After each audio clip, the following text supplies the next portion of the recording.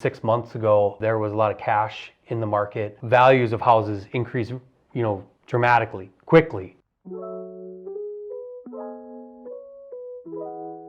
So I'm back here today with Darren Krein from Farmers State Bank. Welcome back again, Darren. Thanks for having me. And today we're going to talk a little bit about market conditions, or kind of the white elephant in the room, something everyone's talking about. There's a lot of economic uncertainty out there.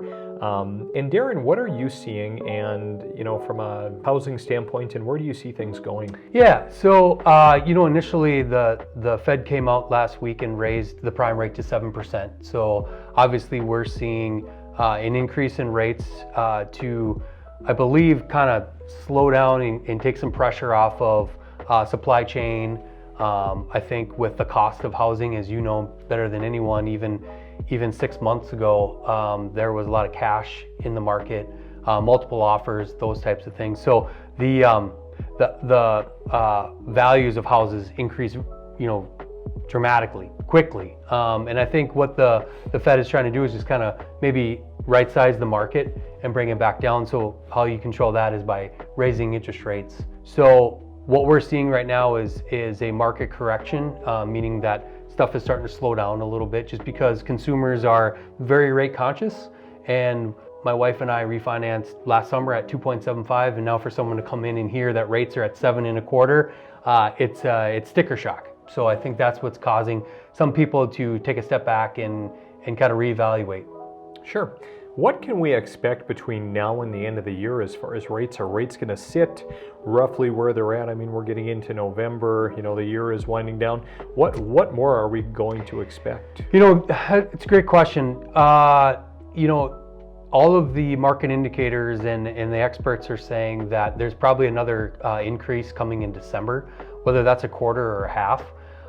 We continue to get strong job reports. However, that is also making an adjustment now. A lot of your larger employers are cutting 10% of their labor force.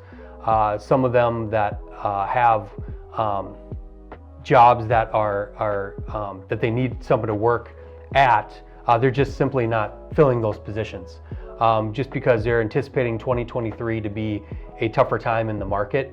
Hopefully first quarter or mid-quarter of 2024, we'll start to see rates come back down again. But right now, it's until they can get inflation under control, they're going to use those tools to right-size the market, to slow things down. Sure.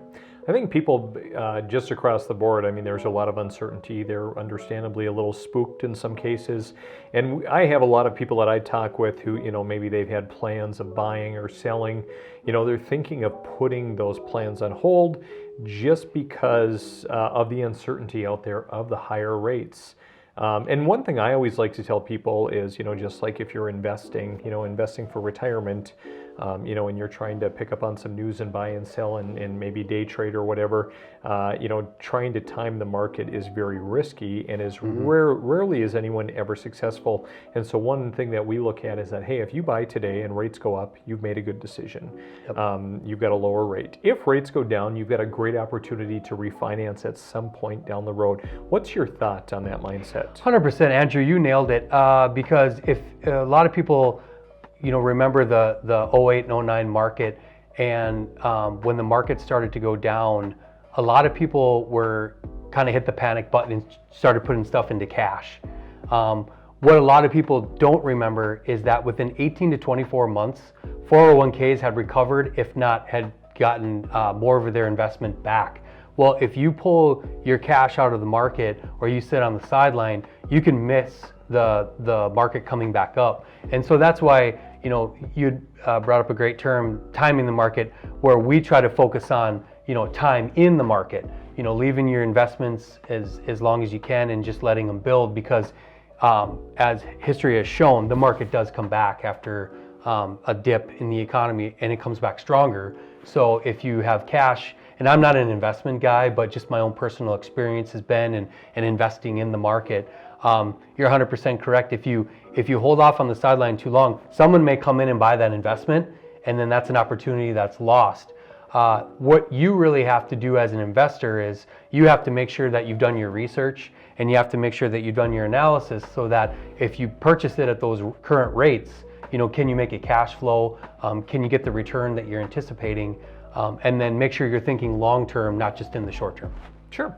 So Darren, if someone is interested in more information, or and certainly they're welcome to contact us here to talk housing, but if someone's looking for kind of more of a financial expert and a lender, how do they get a hold of you? Absolutely. You can get a hold of me at our Fergus Falls office, which phone number is 998-7283, or you can email me. My email is darrenk@farmersstbank.com.